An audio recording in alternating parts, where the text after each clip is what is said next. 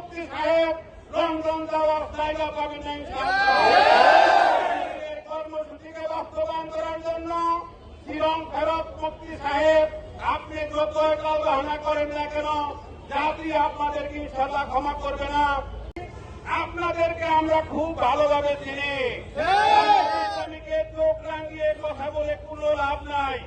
বাংলাদেশের মানুষকে সাথে নিয়ে, এদেশের সাধারণ মানুষকে সাথে নিয়ে জামাত ইসলামী এমন আন্দোলন গড়ে তুলবে, লন্ডন ফেরত মুক্তি সাহেব লন্ডন যাওয়ার জায়গা পাবেন না ইনশাআল্লাহ।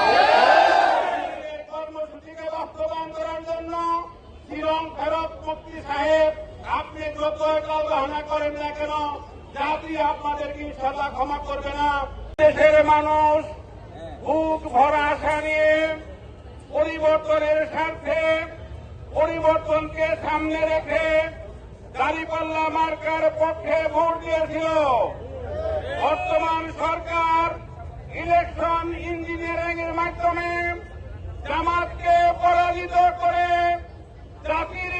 জাতিকে অন্ধ রেখে তারা ক্ষমতায় দেয় একের পর এক। বিগত সরকারের সময়ে যে সংস্কার প্রস্তাব ছিল সেইগুলোকে তারা উপেক্ষা করে চলছে।